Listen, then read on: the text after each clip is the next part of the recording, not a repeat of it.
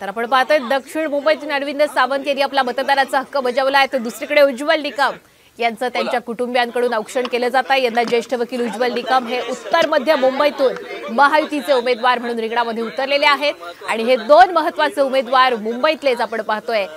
दोघं सुद्धा एकीकडे अरविंद सावंतांनी मतदान केलंय तर उज्ज्वल निकम यांच्या घरच्यांनी त्यांचं औक्षण केले, तेही आपला मतदानाचा हक्क बजावतील। आणि ज्या पद्धतीने सकाळीच एवढी मोठी गर्दी आज आहे ती पाहता मतदानाचा उच्चांक होईल आणि विजयाचा सुद्धा उच्चांक होईल। विजयाची हॅट्रिक तुमची की मोदीजी?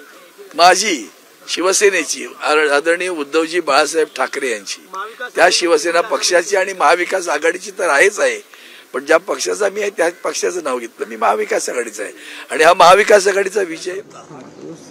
आज मुंबईकरांना लोकशाहीने बहाल केलेला मतदानाचा हक्क प्राप्त झाला असून तो आपण बजावला पाहिजे।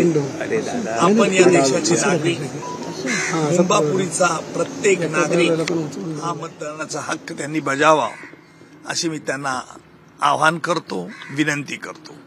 यावेळेस मुंबईकर अधिक मतदान करतील असं अपेक्षित आहे।